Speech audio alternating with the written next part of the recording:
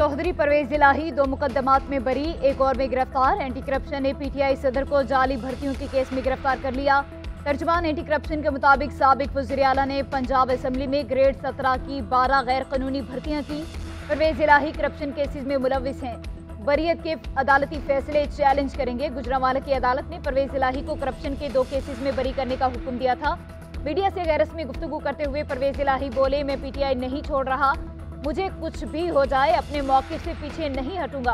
उधर anti corruption ने जाली भर्ती केस में सेक्रेटरी पंजाब असम्बली राय मुमताज हुसैन को भी हिरासत में ले लिया।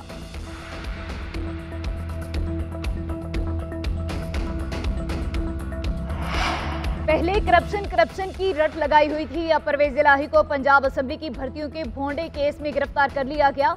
सिर्फ इंतकामी एजेंडे के तहत मुकदमा दर्ज किए जा रहे हैं। मोनिस इलाही का परवेज इलाही की गिरफ्तारी पर रद्द-ए-अमल। ट्वीट में लिखा, परवेज इलाही लाहौर के एक और गुजरांवाला के दोनों केसों में बरी हो गए।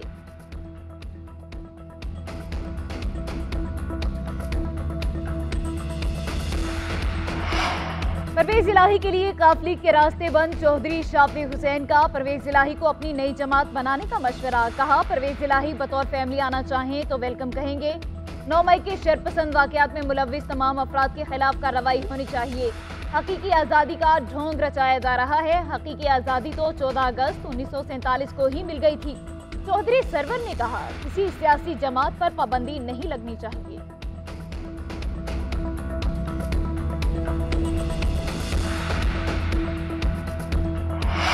जिना हाउस हमला केस में बड़ी पेशरफ्त। लाहौर की इंसदादे दहशतगर्दी अदालत का पीटीआई रहनुमा डॉक्टर यास्मीन राशिद को बरी करने का हुक्म। पुलिस की यास्मीन राशिद के जिस्मानी रिमांड की इस्तदा मुस्तरद। यास्मीन राशिद मुकदमे में नामजद नहीं। कोई ऐसा सबूत भी पेश नहीं किया गया जिससे साबित हो वो इस जुर्म में मुलविस हैं। किसी दूसरे मुकदमे में नामजद नहीं तो रिहा कर दिया जाए। इंसदादे दहशतगर्दी अदालत का तहरीरी फैसला जारी कर दिया गया।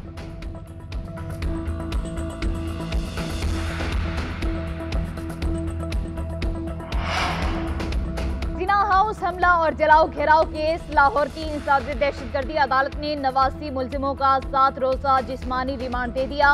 पुलिस के हवाले अदालत का 10 जून को दोबारा पेश करने का हुक्म। 23 मुल्जिमों को शनाख्त न होने पर मुकदमे से डिस्चार्ज कर दिया गया। खदीजा शाह, आलिया हमजा, सनम जावेद और दीगर खवातीन की भी इंसदादे दहशतगर्दी अदालत में पेशी।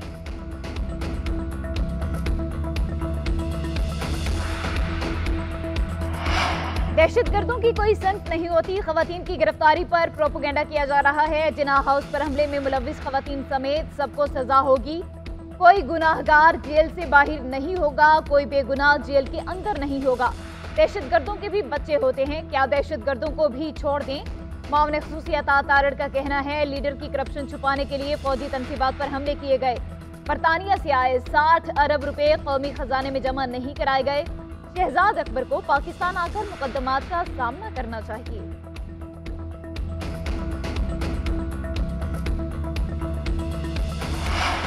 तहरीक इंसाफ के साबिक रहनुमाओं का अलग ग्रुप बनाने का फैसला। साबिक वज़ीर दाखिला पंजाब हाशिम डोगर और मुराद राज सरगम पीटीआई छोड़ने वाले रहनुमाओं से मुशावरत।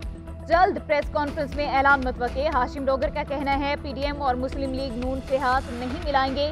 पीटीआई के साबिका दोस्तों का अलग ग्रुप मिलकर आइंदा इंतखाबात में हिस्सा लेगा।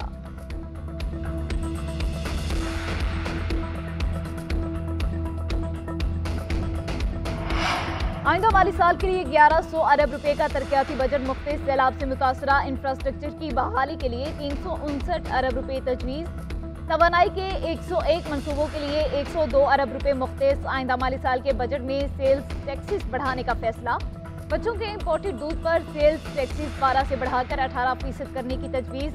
डिब्बाबंद गोश्त पर सेल्स टैक्सेस 18% किया जाएगा। फरवरी के मिनी बजट में इजाफी सेल्स टैक्सेस की शरह वफाकी बजट में भी बरकरार रखने की तजवीज़। चाय, चीनी, जैम, साबुन, टूथपेस्ट पर सेल्स टैक्सेस 18% पर बरकरार रहेंगे। मसाला जात और दीगर अशिया जरूरिया पर भी टैक्स की शरह 18% ही रखी जाएगी। और बादलों की एक और इनिंग्स। बहावलपुर में शदीद बारिश और तूफान से दरख्त और दीवारें गिर गई। नशीबी इलाके ज़ेर-ए-आब। बिजली का निज़ाम दरहम बरहम। मुल्तान, राजनपुर, जामपुर, फाजिलपुर, रुझान, उमरकोट, बिहाड़ी, जहानिया और दीगर इलाकों में भी जलथल एक।